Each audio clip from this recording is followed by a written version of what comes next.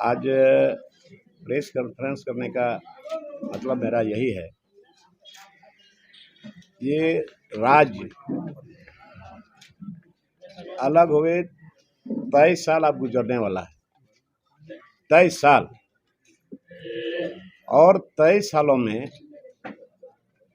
करीब करीब सभी के सभी, एक के माननीय रघुवर दास जी को छोड़ करके सभी के सभी आदिवासी ही मुख्यमंत्री बने, और करीब करीब मंत्री भी आदिवासी ही बने। लेकिन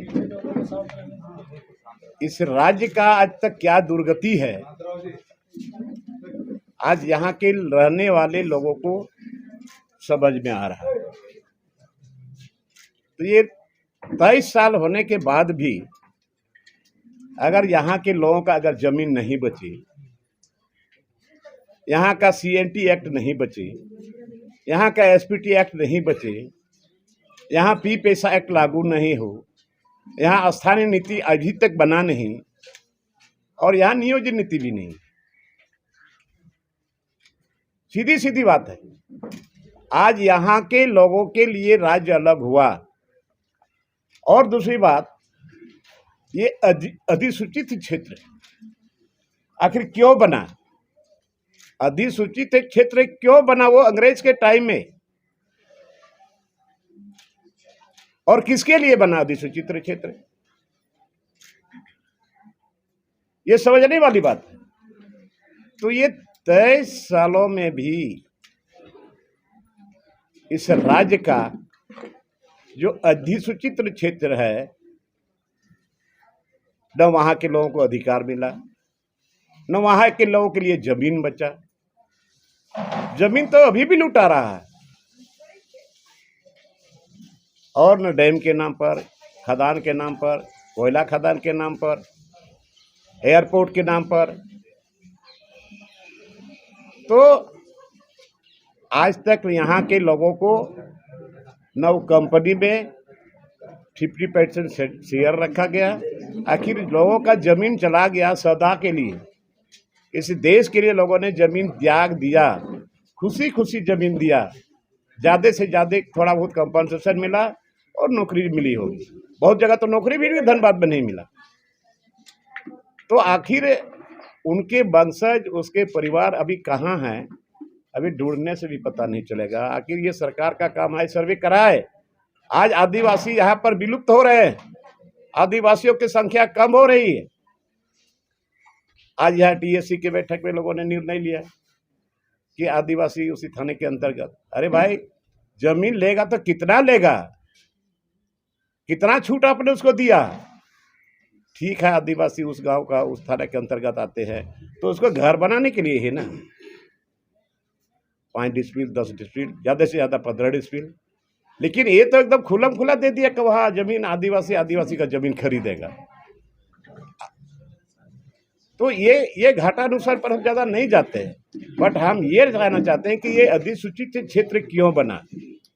कोई इसको स्टडी किया? आज इस 23 साल के अंदर में इतने मुख्यमंत्री बने, आदिवासी मुख्यमंत्री, इसको स्टडी क्यों नहीं किया कि आज ये अधिसूचित क्षेत्र क्यों बना, किसके लिए बना?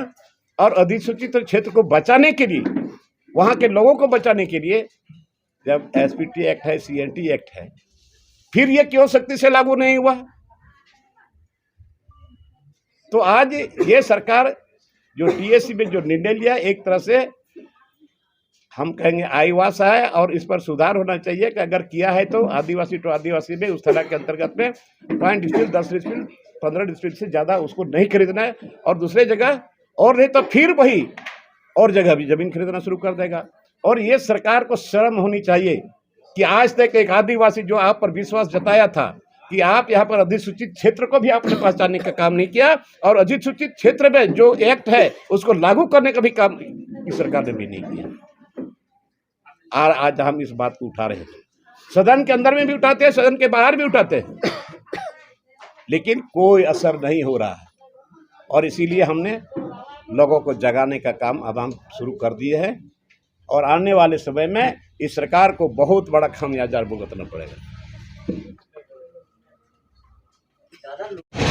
तैयार हो ही रहा है, लोग जाग रहे हैं तो आंदोलन तो तैयार होना ही है। जल जंगल जमीन की लड़ाई लड़ने वाला झारखंड मुक्ति मोर्चा माननीय गुरुजी के द्वारा ये राज अलग हुआ भी, और बेस था जल जंगल जमीन की लड़ाई, लेकिन ये तो डाइवर्ट हो गया। अब बताइए, यही है मनसुख माननीय मुख्यमंत्री बोलने वाला कि स्मार्ट विलेज बनाएंगे आदिवासी की जमीन पर। अभी आदिवासी की जमीन पर स्मार्ट सिटी बन रहा है। क्या कौन लोग रहेंगे? यहाँ के लोग रहेंगे? नहीं, कॉरपोरेट घराने के लोग रहेंगे। तो ये सरकार कॉरपोरेट के साथ है, इसका मतलब आप गरीब के साथ नहीं है, झारखंडियों के साथ नहीं है। तो इसलिए हम बार बार इस बात को बोलते हैं, और इन्होंने आज तक इसको संज्ञान में नहीं लिया। और अब समय भी नहीं है, समय भी नहीं है, आज तक वैकेंसी नहीं निकाला। मैं बता रहा हूं कि 3.5 लाख से ज्यादा वैकेंसी हर डिपार्टमेंट में पड़ा हुआ है, हर डिपार्टमेंट में वैकेंसी है, लेकिन वैकेंसी क्यों नहीं निकाल रहा? आज यहाँ के छात्र और छात्राओं, यहाँ इन लोगों ने 2-2 दिन तक झारखंड बंद किया, उसका कोई असर नहीं पड़ा। आखिर लोग जनतांत्रिक तरीके से लोग लड़ाई लड़ रहे हैं, लेकिन फिर भी सरकार चुपचाप बैठी हुई है। तो जिस दिन आंदोलन का बड़ा रूप लेगा, अब समय है कहां इसको? अब यह चिंता है कि टीएससी की बैठक उतना दिन से क्यों नहीं हो रहा था? टीएससी को आज तक एक भी केस टीएससी के द्वारा महामहिम राज्यपाल के पास नहीं गया। आखिर टीएससी को क्यों दरकिनार करके रखा गया था? अब धीरे धीरे अब नींद खुल रही है कि अब टीएससी को हम लोग को चलाना है। तो जी, अब किसी को कुछ बोलो।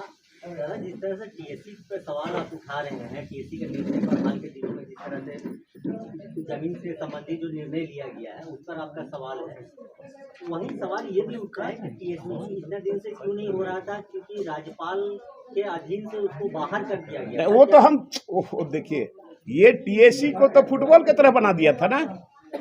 तो आखिर टीएससी क्यों टीएससी? तो टीएससी का आज कई सालों से कोई मीटिंगें नहीं हुई।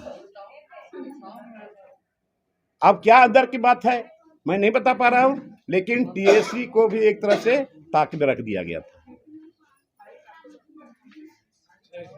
तो इसलिए हम झारखंड बचाओ मोर्चा की तरफ से हम पूरा अभियान हमने छोड़ दिया है, और हर जगह अभी बैठक चल रही है, मीटिंग चल रही है, और हम लोग आने वाले समय में कैसे यहाँ के लोगों का भलाई होगा, कैसे यहाँ के लोगों का जमीन बचेगा, कैसे यहाँ के लोगों का भाषा बचेगा, कैसे यहाँ के लोगों का संस्कृति बचेगा, कैसे यहाँ सीएनटी एक्ट बचेगा, कैसे यहाँ एसपीटी एक्ट बचेगा, और कैसे यहाँ पर पीपीएस एक्ट लागू होगा, इसके लिए हम लोग निर्णय लेने जा रहे हैं। दादा, आप सरकार में शामिल हैं, सरकार के साथ रहे हैं, आप गुरुजी के साथ भी काम किए हैं, फिर ये आंदोलन करने की जरूरत आपको क्यों पड़ी? क्यों नहीं पड़ेंगे? आज गुरुजी अगर हमारे बिल्कुल स्वस्थ रहते तो आज ये मौका हम लोग को नहीं मिलता बोलने का। आज कुछ बाहरिया लोग, कुछ नहीं, बाहरिया लोग कुछ जो इर्द गिर्द हैं सरकार में, आज उन्हीं लोगों का चलती है। सब लोग जान रहे हैं इस बात को। आज गुरुजी होते उन लोगों का चलते नहीं चलता। और आज हम सरकार में हैं, तो क्या हम सरकार में रह करके यहाँ के जनताओं की आवाज़ को हम नहीं उठाएं? क्या यहाँ के जल जंगल जमीन की लड़ाई के लड़ने के लिए हम क्या चुपचाप बैठे रहे? ऐसा नहीं होगा। दादा, आप आदिवासी जमीन बचाने की बात कर रहे हैं, लेकिन आपके ही सत्ता पक्ष के एक विधायक पर सरकारी जमीन कब्जा करने का आरोप लगा है। बड़का तो जांच हो ना, ये तो सरकार का काम है ना, लॉबिंग हमारे का काम नहीं है। जांच हो तो सरकार को जांच करनी चाहिए, सरकार को सर्वे कराना चाहिए। यहाँ के आदिवासी, यहाँ के ट्राइबल जिसके ज़मीन पर कोयला है, अबरक है, तांबा है, यूरेनियम है, तो आज जितने लोग उजड़ गए हैं, कहाँ चले गए हैं, कहाँ हेरा गया है, कौन उसको खोजेगा, है कि नहीं है, और किस स्थिति परिस्थिति में है, किसको कंपनसेशन मिला, किसको नौकरी नहीं मिली।